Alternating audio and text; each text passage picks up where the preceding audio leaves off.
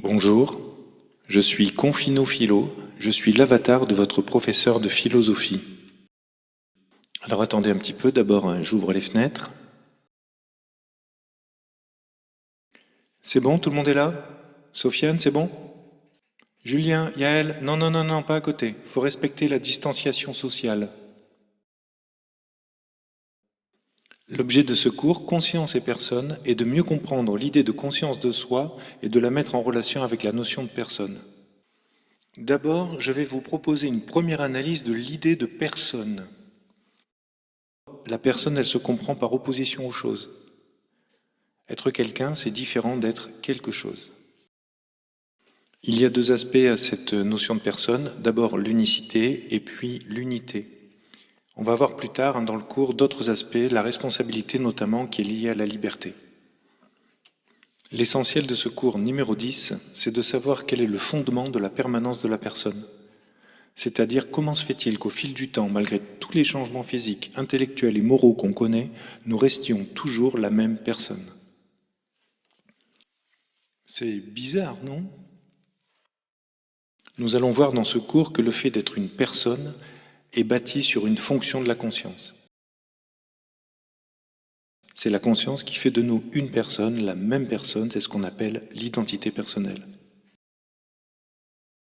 Il y aura deux moments dans ce cours. D'abord, l'analyse d'un document vidéo, un extrait d'un épisode de la série Black Mirror. Cet épisode s'appelle Black Museum, c'est l'épisode 6 de la saison 4. Et le deuxième aspect du cours, ce sera une analyse de texte de John Locke que vous ferez de votre côté dans des fichiers joints. Je vous présente d'abord le cadre.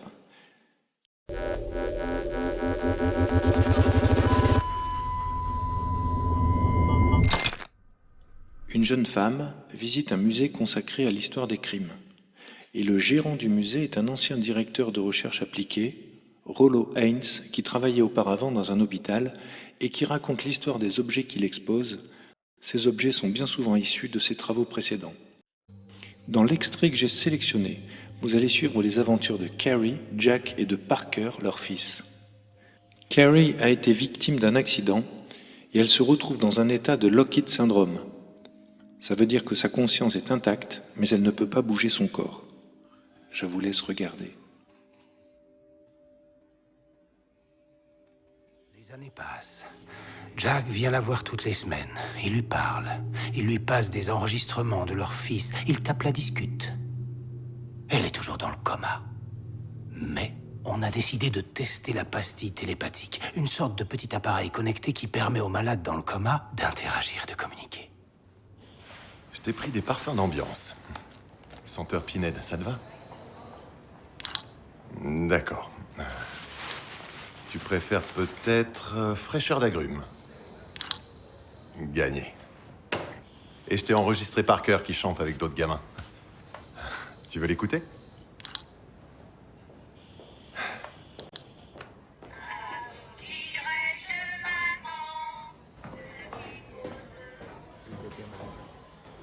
Bonjour. Bonjour. La chambre 302, Carrie Lamas. Vous êtes son compagnon, n'est-ce pas? Jack, c'est ça? Rollo Haynes, je représente le service de recherche neurologique de l'hôpital. Oui, et Nous travaillons sur un projet qui pourrait intéresser des personnes comme vous. c'est quoi des personnes comme moi? Nous explorons des pistes qui pourraient redonner aux patients tels que Carrie un tout nouveau souffle de vie. Je vous parle d'un vrai miracle. Comment ça? En résumé, nos scientifiques travaillent sur l'extraction numérique de la conscience. C'est comme s'ils la transplantaient d'un premier cerveau à un cerveau porteur. Pardon, mais ça veut dire quoi exactement? Pour faire simple, quand on est dans un bon jour, on n'utilise que 40% de nos capacités intellectuelles. Il reste donc un gros 60% de notre ciboulot qui reste là, à brasser du vent. Et donc? Et donc, avec notre nouveau système de compression, nous pensons pouvoir replacer dans cet espace totalement inutilisé la conscience d'une autre personne. Je vous parle de la conscience de Carrie. Ne vous inquiétez pas, ce n'est pas fini, juste quelques minutes de commentaires et de questions. Vous l'avez remarqué, quand Rollo Haynes emploie le mot conscience, Ça correspond véritablement à l'identité de Carrie. Sa conscience, c'est elle, avec son histoire, son passé, ses sentiments, toutes ses sensations dont elle a conscience, ses désirs, bref, c'est toute sa personne. Maintenant, je vous demande de mettre sur pause pendant 2 minutes et vous répondez à la question qui est affichée derrière moi.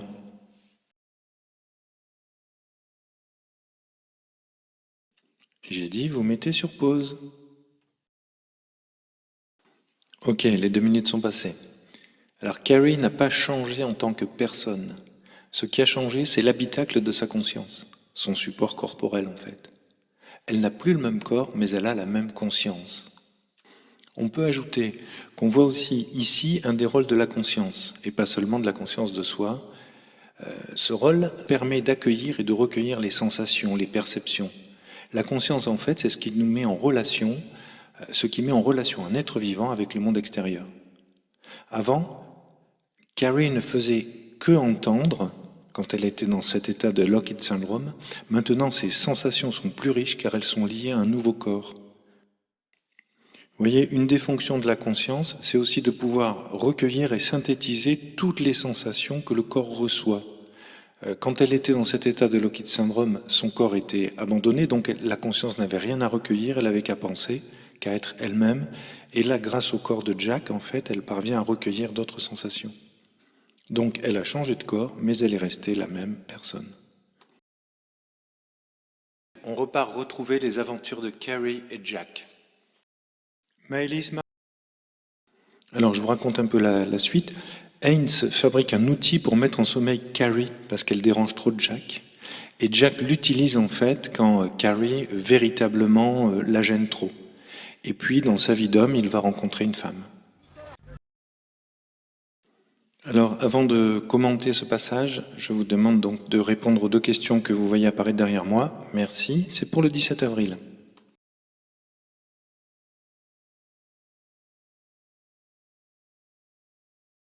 Alors cet extrait fait apparaître une grosse difficulté morale et juridique. Qu'est-ce que c'est que tuer quelqu'un? En fait, c'est à la fois supprimer une conscience, mais Haynes se dit, du point de vue légal, tuer quelqu'un serait tuer son corps. Alors qu'est-ce qui fait de nous une personne avec ses droits? Pas seulement la conscience, mais aussi notre corps. Vous voyez, une personne dans un état végétatif, elle reste considérée légalement comme une personne, même si réellement elle ne l'est plus. On peut ajouter à ça que c'est la potentialité d'être une personne qui nous donne un statut juridique de personne. Donc vous cherchez la définition du mot potentiel. Je m'explique. Si la personne inconsciente peut redevenir consciente, ou si l'état du corps promet une future conscience, alors on peut être considéré comme une personne. Un embryon, par exemple, peut être considéré comme une personne, parce que c'est une conscience potentielle. Ici, on peut se demander si le corps est vraiment inutile pour être une personne. Parce qu'en général, on s'identifie à son corps. D'après l'extrait, ce n'est pas le corps qui fait ce que nous sommes. Carrie, elle change de corps et elle reste elle-même. Au départ, elle occupe un autre corps, celui de Jack, puis même elle occupe un jouet. Et c'est toujours Carrie. Si donc c'est la conscience qui fait notre personne, alors elle pourrait être indépendante des corps. Alors à la fin de l'extrait, il y a une petite difficulté. La loi, dans le film, elle reconnaît que les consciences indépendamment des corps sont des personnes, mais elles doivent bénéficier de certaines qualités corporelles, des émotions et puis un certain pouvoir sur le monde concret. En fait, une personne qui serait sans corps ne bénéficierait pas de tous les droits de la personne. Voilà pourquoi on a interdit de transplanter des consciences dans le singe.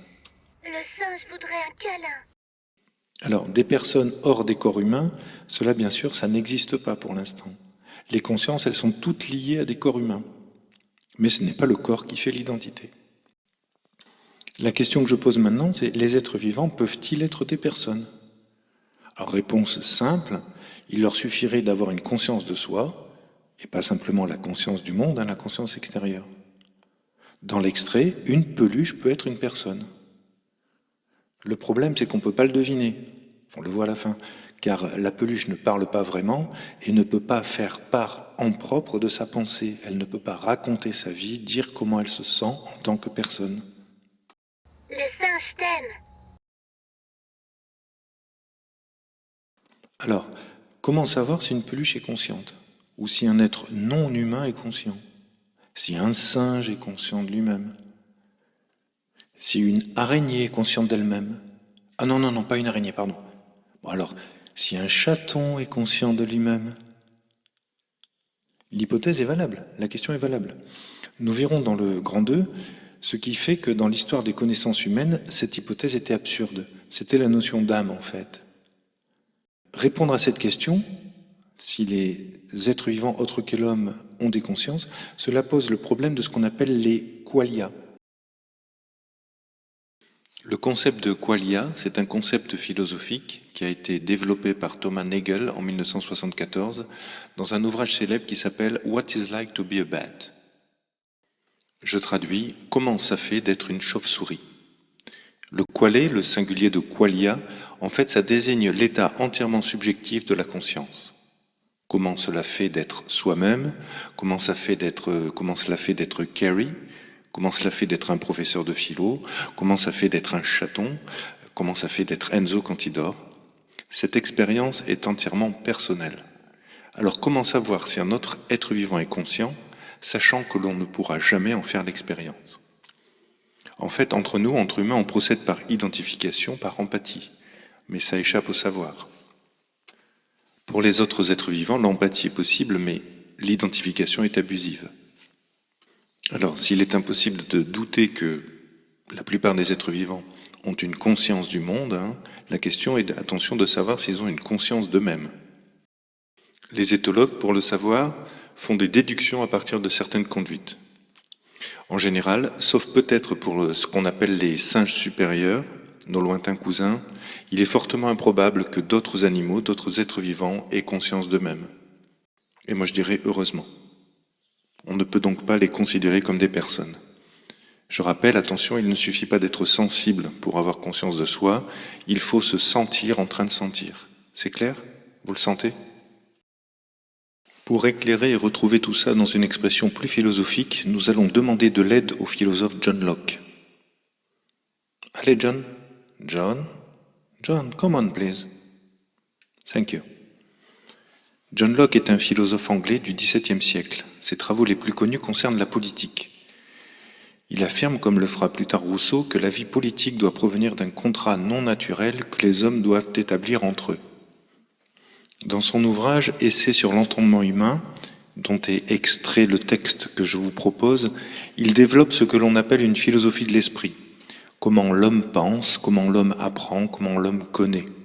Alors pour relier ces deux aspects, politique et psychologique, disons simplement que seules les consciences libres et rationnelles peuvent établir un contrat politique. Voilà, je vous laisse maintenant avec John Locke. Travaillez bien, mais pas trop.